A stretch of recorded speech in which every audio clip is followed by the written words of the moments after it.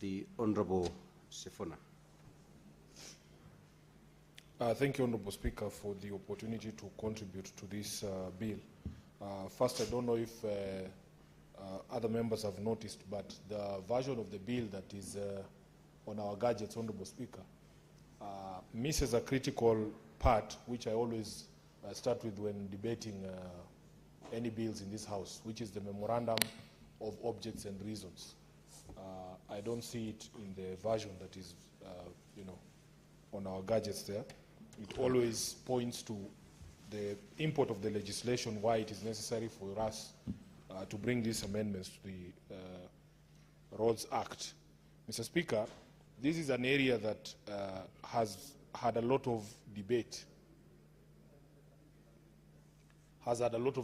Because, Honourable Speaker, you know that if you go to the 4th schedule of the Constitution makes reference to only 2 types of roads. That is the national trunk roads under the 4th schedule and county roads. There are no other roads, Honourable Speaker. And we have really suffered here in Nairobi because sometimes, Honourable Speaker, we don't know which agency is responsible for which road. Yesterday, I told you I was in Lavington area. I was telling this story in the morning. I visited Ndoto Road in Lavington. It is in bad shape. And the residents there also tell us that there is proper confusion as to who is responsible for that particular road. Then, Honourable Speaker, I have complaints also from residents of Karen. Some roads there, when you ask who's responsible for the upkeep of that road, Kera tell you, or the national government says it's supposed to be county government say that is a national road. So there are positives that I can see in this particular bill, but I want to start with the problems, Honourable Speaker. Because you can see that as from the 4th schedule, as I've said, there are only 2 levels of roads. And my expectation with this bill was that it was going to bring more clarity. But I can assure you, I am more confused as to the types and levels of roads now after reading this bill than I was before. Because, Honourable Speaker, I think they have created a vast number of new roads and stuck most of them under the national government. If you go to the bill itself, it has a schedule there, the 1st schedule, and you will see they have created something they are calling national roads, then they have created urban roads, then there's A3 rural roads, then there's something they are calling security roads, then there's something they are calling last mile city roads. And Speaker, if you read the descriptions there, I am sure I'm not the only one in this House. I think you have to be an engineer to actually understand the language that is employed in the 1st schedule to know which road is which one. So, Speaker, when you go to that 1st schedule, you have all this new terminology that is being used. And when you read the description, for instance, Speaker, if I can just pick one, there is something called rural roads, secondary, national trunk roads. Then it says roads linking major designated towns and forming a continuous network with Class A and Class B roads. Special purpose roads, roads providing direct access to places of specific national, social, or economic importance, including industrial and commercial areas and government institutions such as schools, hospitals, prisons, government housing. Security roads, roads strategic to national security as identified by the ministry responsible for internal security and communicated to the minister from time to time. Now, if you just consider the architecture of our country, even just this city, you will find that most of these institutions that are being referenced here will fall along the same road, So the confusion here, Honourable Speaker, is going to be quite palpable. Part B of that classification is what they are calling county roads. So the county roads are Class D, E, and I think DU and EU. Yeah? So, Speaker, in my view, they have actually made it worse in terms of our understanding of which road is a national trunk road and which one is a county road. I don't think that the descriptions that are being used here are actually constitutional in my view, because the Constitution has already specified that the national government is only responsible for national trunk roads. And everybody knows what a national trunk road is. A national trunk road is the level of, for instance, the A104, the famous A104 that links Nairobi to the western part. And I think the one from Nairobi to Mombasa, that's a national trunk road. We don't expect that counties will do such work. But if you see that description that is there in the schedule, Honorable Speaker, I think we are going to have challenges going forward. Now, other than that, Honorable Speaker, I can see that there's a provision that has been woven in there that requires that the national, what is it called, the Kenya Roads Board can only send funds to counties for roads once the counties open a special purpose account with the CBK. We will have issues here as the Senate because we don't want our counties to be micromanaged. Allow counties to be able to manage functions that have been given to them without the micromanagement from the national government. Now, a few positives, Honorable Speaker.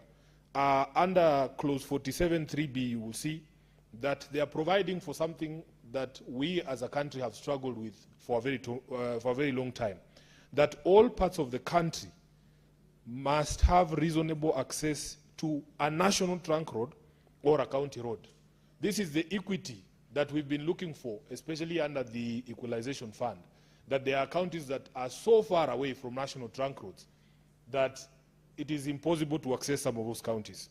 We want development to be equitable in this country because every one of us pays taxes and we deserve those roads in our areas. Under 47A, they have provided for the functions of the county governments, where it says each county shall maintain, rehabilitate, develop, and develop county roads. The only problem I have is my earlier submission, Honorable Speaker, that they have actually narrowed the definition of the roads that should fall under county governments, and I believe it is an affront on devolution that we should resist. Then the management of road reserves and access to roadside development.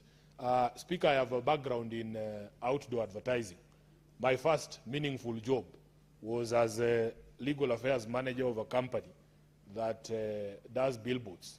And Honorable Speaker, I get into a lot of problems with those people who shout, "Kazi ni kazi," because my experience is that kazi si kazi. There is kazi that can actually change your life, transform your entire village. And that is the first job that I'm referring to that was meaningful. Honorable Speaker, we used to have a lot of fights with the Kenya Urban Roads Authority and even Kura, not Kura, Kera and the others, and Kenha, because we were of the view that advertising and control of advertising, under the 4th schedule of the Constitution, again, Honorable Speaker, is a county function. And our argument was that national government institutions should have no role to play in licensing of roadside or road reserve developments, what they call road furniture. But to our dismay, those national government entities were very rabid in terms of saying, no, the road reserves belong to us.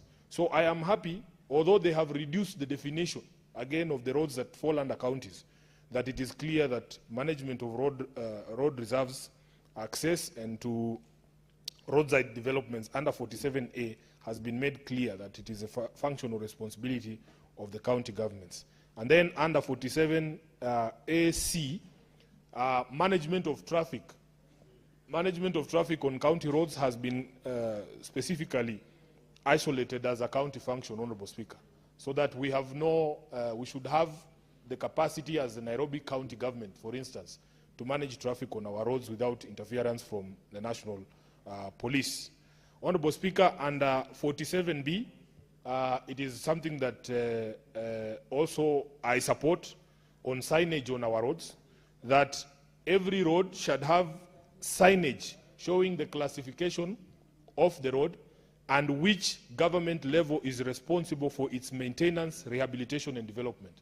This will solve that problem that I referenced, Honorable Speaker, that there are roads like Ndoto Road in Lavington, where there is a tag as to who is responsible for maintenance and rehabilitation of that road. It's in the speakable state. And then my favorite, Honorable Speaker, under 47B, which I'm sure some of my friends in the county assemblies will not like, and the governors, that no person will be allowed to put signage on our roads with their name or image. Because you have seen, and I'm sure members who drive around Nairobi and even in the other counties, you will see that every road, whenever there is maintenance of the road or it's being upgraded, you will see the face of the governor there, and then the face of the MCA there, saying they are the ones responsible for the good state of the road. We have, yes, now this is a specific amendment that is in the roads amendment bill. Speaker, we have had this conversation many, many times. We want Kenyans to understand that we as taxpayers deserve these things. They are not favors. They are not favors, and any person can build a road. I hear people pontificating, saying, oh, I am the one who's building the road from here to there, so you should elect me or re-elect me or give me a second term. We are saying any person with authority or in authority and collecting our taxes has the ability to build roads. A dictator will build roads. A Democrat will build roads. If you go to this, some of these countries that have dictatorships, they have built fantastic roads, Honorable Speaker. So that is not an argument for re-election. Any person can build you a stadium. It is not a favor. Moi built us 2 fantastic stadia that we use up to today. For the All Africa Games, we go to Kasarani. We have Nyayo Stadium there. But if you ask any person in this country whether we want to go back to the life that we used to live under Moi, where people were not free to debate issues the way we debate today, where we did not have freedom of expression, where you could be arrested and jailed without trial, Kenyans will tell you we don't want that. So that Talanta Stadium, which we are insisting on calling Raila Amolo Odinga Stadium on Ngong Road, is not the reason why you tell us you want a second term. We want to deal with the software of this country. Any person can build a road. So, Honorable Speaker, I'm very happy with this particular provision on removal of images of leaders claiming that this is my work. In fact, I have made the point in this House that my favorite road sign is those ones that Kenha used to put. They were green. I don't see them anymore.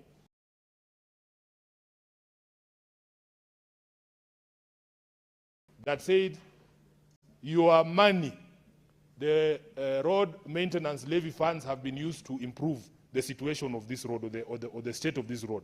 Those are the only signages we want to see. We want to see a sign on Raila Amolo Odinga Stadium on Ngong Road that it is your money, not William Ruto, that has built this stadium. It is our money. And nobody should try and tell us any other stories there. So, Honorable Speaker, with those many remarks, I forgot the final bit there, is that the law has provided for a fine for anybody who violates that provision on images. So if you put your face on that stadium and you say you are the one who has built it, we jail you for 2 years. Speaker, I'm being heckled, and I don't know if it's a point of order. We are saying the provision in the bill is that if you violate this particular law that says you cannot put your face on the road to say that this is the person who has built this road, we will jail you for 2 years or a fine of 1 million. The face of Raila Odinga, of course, is allowed on a stadium that is named after him. He's not saying that he's the one who built it. So, Speaker, with those many remarks, I would support the bill, but when we come to the Committee of the Whole, we will be proposing that we remain true to the spirit of the Constitution by deleting these provisions that reference roads that our Constitution does not recognize, these security roads, last mile city roads. There is nothing like that. We want a bill that reflects the true constitutional position, that there are only 2 classes of roads, national trunk roads and county roads. I thank you, Honorable Speaker.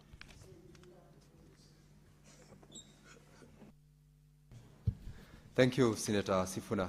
I would have expected in the course of your contribution that in your other life, when you were dealing with advertisement on roads and challenges that you experienced, that you had quite a number of inroads with yours truly in representing your client in the courts. And you are happy with the classification now. That would take away definitely that part of the challenge. But indeed, as you've said, it is a timely bill, or rather amendment, that comes to the bill. So thank you. Before I allow the next senator to contribute, I have communication further to make. This is